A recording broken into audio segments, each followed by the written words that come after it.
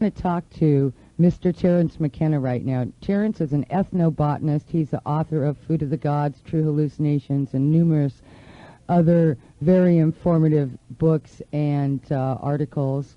And he's been featured in many magazines such as Omni and Psychedelic Illuminations, many other books. Are you on the line there, Terence? I'm hanging in. All right. How you doing, buddy? I'm here. I'm up. I don't know how long we can do it with cellular from Hawaii, but I'm willing to give it a whirl. Well, you sound good on this end. Yeah. The phone line's much better than the last time we had you on the show.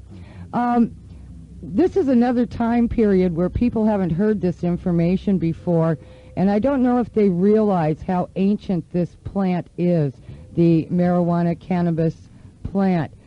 Could you give people a little background information on how old this plant is? Well, probably this plant is as old as agriculture. In fact, probably much older, because it has so many uses, you know, as food, as fuel, as fiber, as animal fodder. It was really just there when we came out of the darkness of pre-civilization, and it grows very well across the Middle East, the kind of areas that human populations were migrating into. I think it's arguably one of the oldest cultivated plants. Now, this plant's been used in many different ways down through the millenniums of time. What are some of the things that you found in your research that the plant's been used for? Well, I'm particularly interested in the intoxication of it and how that's affected various cultures. And one of the interesting things about that is how recent smoking cannabis is. In the 19th century, people who were experimenting with cannabis for its psychological effects were eating it. As far as the other uses, you know, I think probably we find cordage and impressions of weavings on the sides of clay pots that go back nearly 7,000 years. And that cordage probably was hemp. And that was Catalha. It's been used as a basis for material culture that long, and it's also been used as a basis for, you know, the imaginative and theatrical and fun side of things. One of the things we learned from Lynn and Judy Osborne's book, Green Gold, The Tree of Life, Marijuana and Magic and Religion, is that the ancient sacred incense that was burned in all the temples of all religions was actually hashish, and that the Scythians, for instance, had felt tents that they built, and they would stick their head into it and breathe in the smoke or vapors from the hashish or cannabis buds. Yes, that's in Herodotus. Right. And I talk about that in my book, Food of the Gods, as well. I think that's the earliest literary mention of cannabis. Can you hear me? Yeah. Uh-huh. That's the earliest literary mention.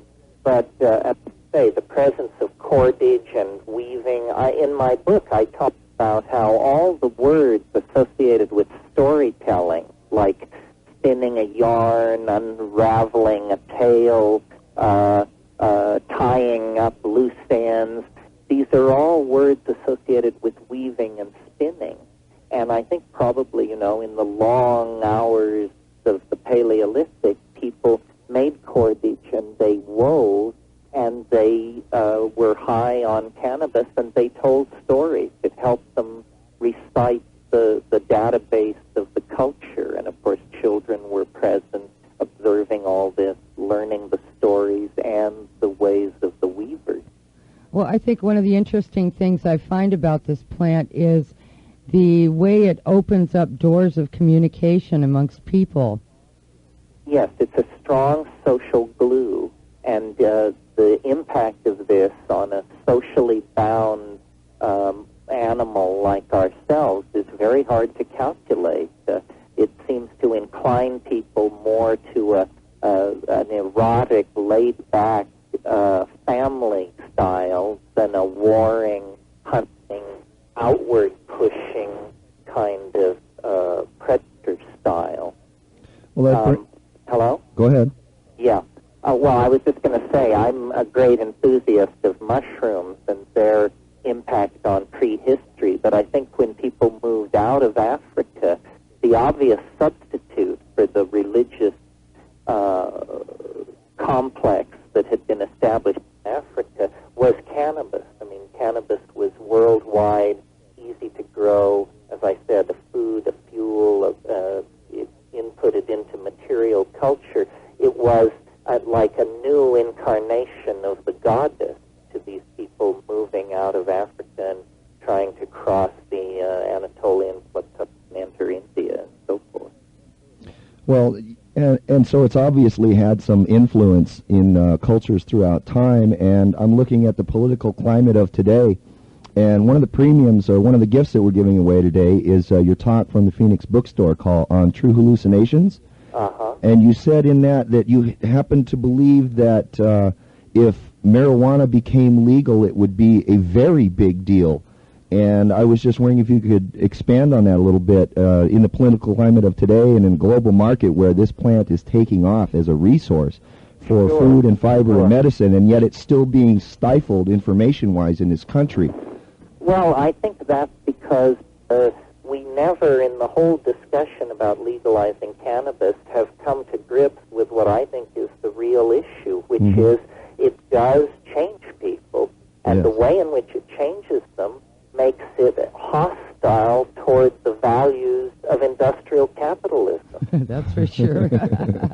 And yet it provides a base for an economic recovery. As a product itself, but as a habit, yes, it makes you very uninterested in the values and schedules and hierarchies of industrial society. So I've always felt that it was being suppressed with that fully in the mind of the suppressors, that this is very, very important, I think, to how society and social polity will develop in the future. The question being, will it be with or without an ambiance of cannabis? And I think cannabis, promotes Gaian values, feminine values, community values, and a hard look at the other set of values, unbridled materialism, that is being sold in the media marketplace. That's right.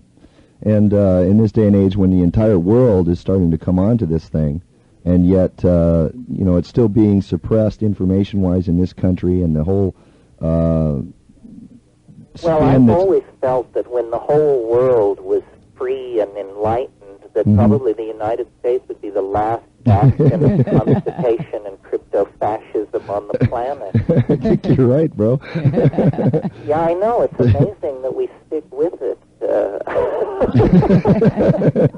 And that's the other thing, is that throughout time, against all opposition to do otherwise, there's been a certain faction of people on this planet that have continued to keep this seed alive. That's and right. over the centuries, over millennium, and continue to use it against all opposition to do otherwise.